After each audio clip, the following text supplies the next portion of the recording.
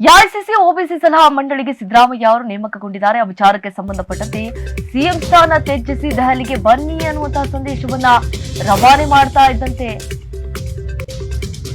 ಸಿದ್ದರಾಮಯ್ಯ ಅವರಿಗೆ ಒಳ್ಳೆಯದಾಗಲಿ ಅಂತ ಹೇಳಿದ್ದಾರೆ ಕೇಂದ್ರ ಸಚಿವ ಪ್ರಹ್ಲಾದ್ ಜೋಶಿ.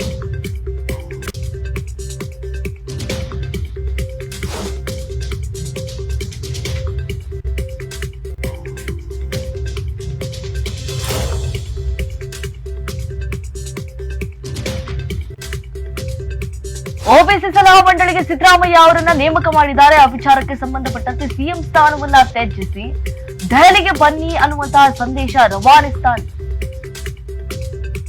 ಸಿದ್ದರಾಮಯ್ಯಗೆ ಒಳ್ಳೆಯದಾಗಲಿ ಅಂತ ಹೇಳಿದ್ದಾರೆ ಕೇಂದ್ರ ಸಚಿವ ಪ್ರಹ್ಲಾದ್ ಜೋಶಿ. ಹುಬ್ಬಳ್ಳಿಯಲ್ಲಿ ಕೇಂದ್ರ ಆಹಾರ ಸಚಿವ ಪ್ರಹ್ಲಾದ್ ಜೋಶಿ ಅವರು ಹೇಳಿಕೆ ಕೊಟ್ಟಿದ್ದಾರೆ. ಏನಂತ ಇಲ್ಲೇ ನೋಡಿದ್ರೆ ಅವರಿಗೆ ಸಂಭಾಳಿಸಲು ಸಾಧ್ಯವಾಗ್ತಾ ಇಲ್ಲ.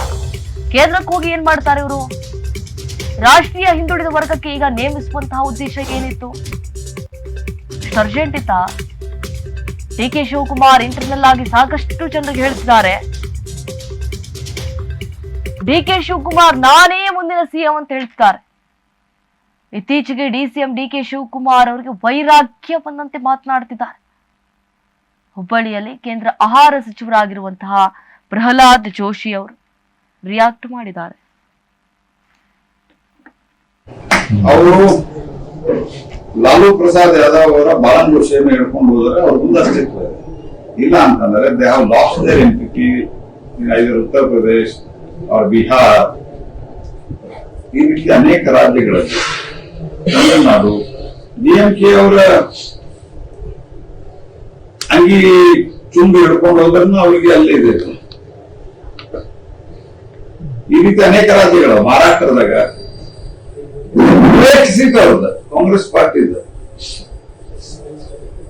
ಅಲ್ಲಿ ಎಂತ ಸ್ಥಿತಿ ಬಂದ್ರೆ ಯಾವ ಶಿವಸೇನೆಯನ್ನ ನತಶಿಕಾಂತಕ ವಿರೋಧ ಮಾಡ್ತಾ ಇದ್ರು, ಆ ಶಿವಸೇನೆಯ ಡುಪ್ಲಿಕೇಟ್ ಶಿವಸೇನೆಯ ಒಂದು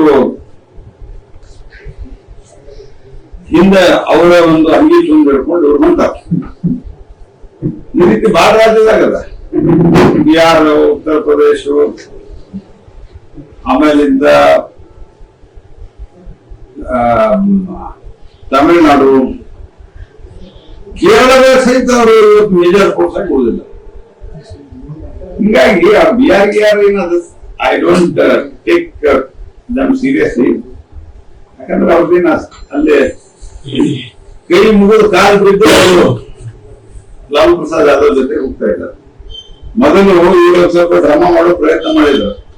ತೇಜಸ್ವಿ ಯಾದವ್ ಅಂತೇಳಿ ಲಾಲೂ ಪ್ರಸಾದ್ ಅವರ ಸುಪುತ್ರರಿದ್ದಾನ, ಅವರು ಅವ್ರನ್ನ ಮುಖ್ಯಮಂತ್ರಿಯಾಗಿ ಅಭ್ಯರ್ಥಿಯಾಗಿ ಘೋಷಣೆ ಮಾಡಬಾರ್ದು ಅಂತ ಹೇಳಿದ್ರು. ಅವ್ರು ಹೇಳಿದ್ರು ನಾವು ಮುಖ್ಯಮಂತ್ರಿಯಾಗಿ ಘೋಷಣೆ ಮಾಡ್ತಾ ಇದ್ದೀವಿ, ಬರೋದಿದ್ರೆ ಬರ್ರಿ, ಬಾಳಿದ್ರೆ ಹೋಗಿ ನನಗೆ ಅಂತ ಹೇಳಿದ್ರೆ ಬರ್ತೀವಿ ಅಂತ